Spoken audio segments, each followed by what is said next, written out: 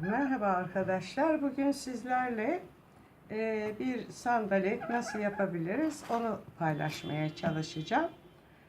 Bunun için şu şekilde 5 milim kalınlığında kösele almanız gerekiyor.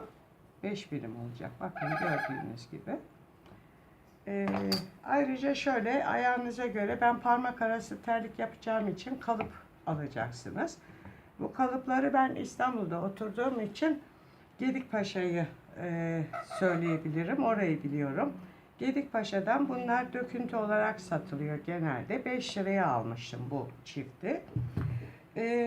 Şu köseleyi de zamanında 11 lira 60 kuruşa almışım. Bakın burada da rakamı yazıyor hatta. Bunun için önce ayağımızın ölçüsünde bir çizik atıyoruz. Ben eski bir parmak arası terliğimin tabanını kullanarak çizdim. Ve buradan bir tanesini şu şekilde çıkarttım gördüğünüz gibi. Şimdi şunu da sizlerle birlikte keseceğiz. Bunu kesmek için dilerseniz bu köseleyi bir gece öncesinden ılık suyun içine koyup yumuşamasını sağlarsınız ve daha sonra deri bıçağıyla kesersiniz.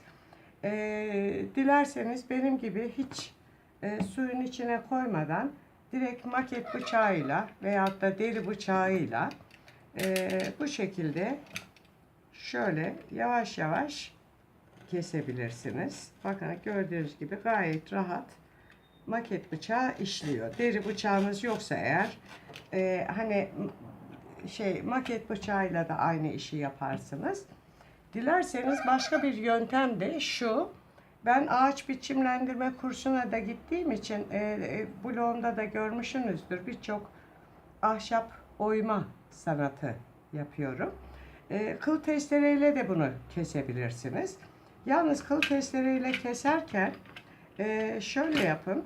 Kıl testerenin telini sabunla yumuşatın. Ayrıca bu köselenin şu kenar kısımlarına, yani o keseceğimiz kısımları şu şekilde sabunlarsanız kıl testerenin ucu daha rahat kayar. Bir de şuna dikkat edin. Mesela benim kullandığım kıl testere uçları ağaç kesmek için olan. Çünkü üzerinde wooden diye yazıyor. Siz mesela demir kesen uç da kullanırsınız. O daha seri keser. Ama kösele tahta gibi sert olmadığı için hani keserken birazcık böyle ağzı yüzü yamuluyor. Onun için size önerim şu maket bıçağıyla veyahut da deri bıçağıyla ağır ağır bunu kesmeniz olacak. Bakın gördüğünüz gibi gayet rahat gidiyor. Yalnız bunu keserken altına şu şekilde bir dericiler bilirler bunu. Çivi falan çakarken kullandığımız. Bakın bu rahatlıkla böyle kesilebiliyor. Ama isterseniz siz bunu suyun içinde bekletip yumuşamasını sağlarsınız ve ondan sonra kesersiniz. Ama ben ona girmek istemememin sebebi şu: en az 2 gün falan bu derinin tamamen kurumasını bekleyeceksiniz ki, yani ona hiç ama niyetim yok. Bu şekilde kesiyoruz. Evet arkadaşlar, gördüğünüz gibi o 2 tane tavanın üstüne koyacağımız altı salpa dedikleri aşağı yukarı 1 milimlik bir mukavvanın üstüne yapıştırılmış 2 milimlik süngerden oluşan orta tavanımızı kalıba uygun olarak çıkarttım. Bunu şimdilik bir kenara koyalım. Bunun üstünü deriyle kaplayacağız. Öncelikle tavana topu yerleştirmekle işe başlayacağım. Bakın gördüğünüz gibi ben yerleştirdim. Ben amatörce bir çalışma bizimki. Olduğu için mandalla sıkıştırdım. Biraz komik gelecek size ama artık yapacak bir şey yok. Bunu nasıl yaptığımı size izah edeyim. Şöyle tabanımı ve topuğumu aldım. Yapıştırmadan önce bu derinin üstündeki hani şu parlak kısımlar vardır, köselerin. Onu mutlaka sıyırıp almanız lazım. Yoksa tutkal işe yaramaz. Öncelikle bir zımparayla 150'lik veyahut da 200'lük bir zımparayla bu üstteki parlak kısmı alıyoruz.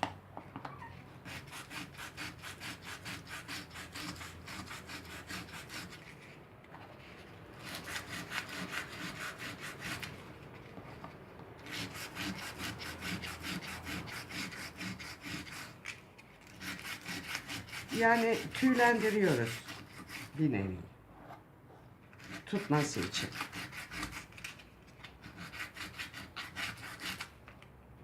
Yeterince tüylendi.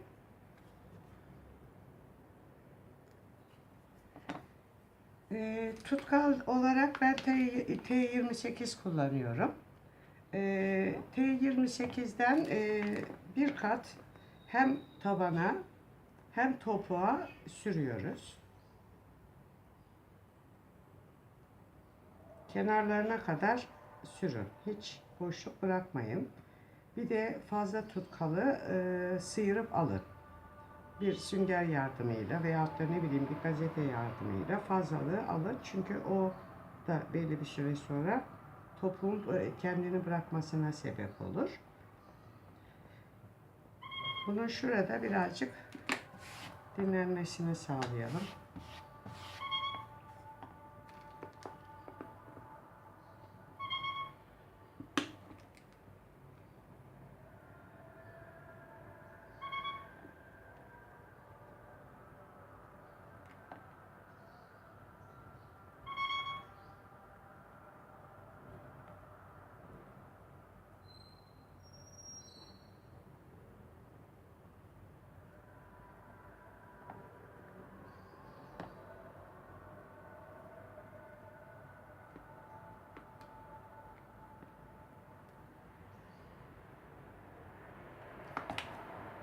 Mesela buraya fazla kaçtı. Bunu hemen bir gazeteyle alayım.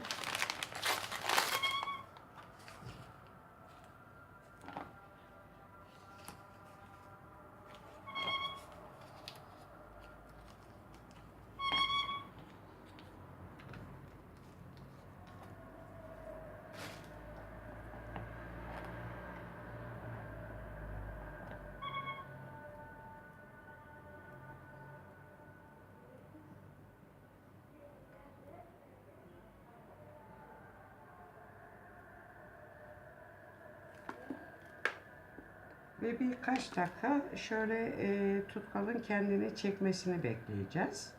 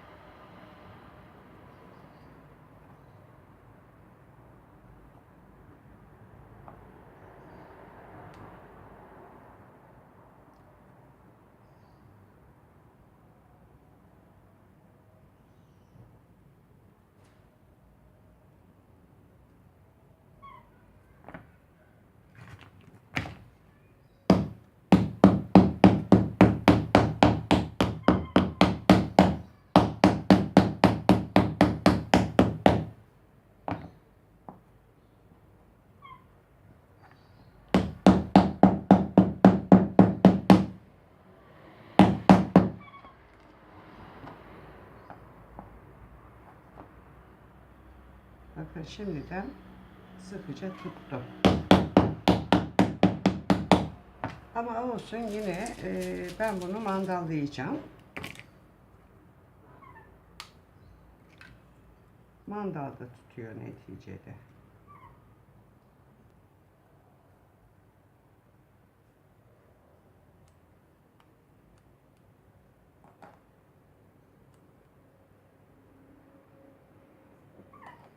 Evet. Bu tuttuktan sonra ve kenarlarını temizledikten sonra zaten şu lastiğimizi de yapıştırdığımızda taban bitecek. Ayrıca tabanın ön kısımlarına yine şu şekilde, bulabilirsem tabii göstereceğim, lastikler geçireceğiz. Şu kısımlara şöyle, yani ayağımın kaymaması için. Bu köşelere uygun taban lastik bulamadım ama önümüzdeki hafta içinde Gedikpaşa'ya gidip oradan arayıp bulacağım tabanıma uygun bir lastik. Onu da böyle yarım olarak yapıştırdığımda kayıp düşme tehlikem ortadan kalkmış olacak. Evet arkadaşlar, şimdi sandalyetimin bir tanesini bitirdim. Diğerini de birlikte yapalım. Orta tabanı saya dikişiyle diktim.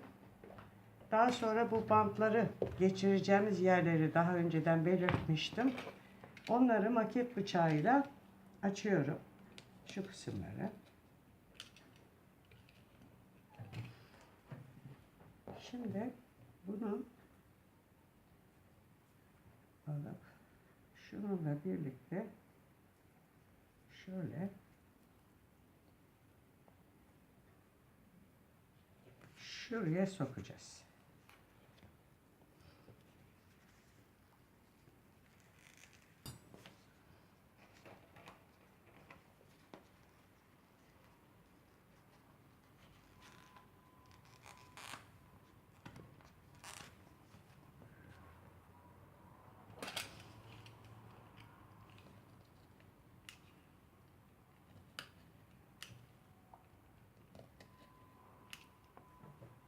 Bu kısımları böyle maket bıçağıyla kestikten sonra bantları içine geçireceğiz, bantlarımızı bu şekilde gördüğünüz gibi ve alt tabana yapacağız.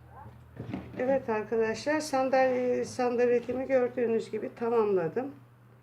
Bantları taktım. Taktıktan sonra alt yere temas eden taban kısmına monte ettim. Daha doğrusu yapıştırdım. Kenardaki fazlalıkları kestikten sonra şimdi burada yine bir potluklar oluyor. Bunu yok etmek için almış olduğum freze makinesiyle kenarlarını temizlemeye çalışacağım. Bunu el freze makinesiyle olduğu gibi dramelle de yapabilirsiniz. Ben bunu aldım. Hem gümüşte kullanmak için hem sandalet yapımında kullanmak için.